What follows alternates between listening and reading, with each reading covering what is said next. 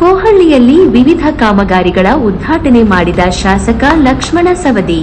ಅಥಣಿ ತಾಲೂಕಿನ ಕೋಹಳ್ಳಿ ಗ್ರಾಮದಲ್ಲಿ ಮಾಜಿ ಉಪಮುಖ್ಯಮಂತ್ರಿಗಳು, ಅಥಣಿ ಮತಕ್ಷೇತ್ರದ ಜನಪ್ರಿಯ ಶಾಸಕರಾದ ಸನ್ಮಾನ್ಯ ಶ್ರೀ ಲಕ್ಷ್ಮಣ ಸವದಿಯವರು ವಿವಿಧ ಕಾಮಗಾರಿಗಳ ಉದ್ಘಾಟನೆ ನೆರವೇರಿಸಿದರು. ಅಂಗನವಾಡಿ ಕಟ್ಟಡ ಉದ್ಘಾಟನೆ, ಮಲ್ಲೆವ್ವನಮಡ್ಡಿಯಲ್ಲಿನ ಸರ್ಕಾರಿ ಕನ್ನಡ ಶಾಲೆಯ 2 ಶಾಲಾ ಕೊಠಡಿಗಳ ಉದ್ಘಾಟನೆ, 3.5 ಕೋಟಿ ರೂಪಾಯಿ ವೆಚ್ಚದಲ್ಲಿ ನಿರ್ಮಾಣವಾಗಲಿರುವ ಕೇಂದ್ರ ಸರ್ಕಾರದ ಮಹತ್ವಾಕಾಂಕ್ಷಿ ಯೋಜನೆಯಾದ ಕುಡಿಯುವ ನೀರಿನ ಜಲ ಜೀವನ್ ಮಿಷನ್ ಕಾಮಗಾರಿಗೆ ಚಾಲನೆ ನೀಡಿದರು. ಈ ಸಂದರ್ಭದಲ್ಲಿ ಗ್ರಾಮದ ಕಾಂಗ್ರೆಸ್ ಪಕ್ಷದ ಮುಖಂಡರು, ಕಾರ್ಯಕರ್ತರು, ಗ್ರಾಮಸ್ಥರು ಪಾಲ್ಗೊಂಡಿದ್ದರು.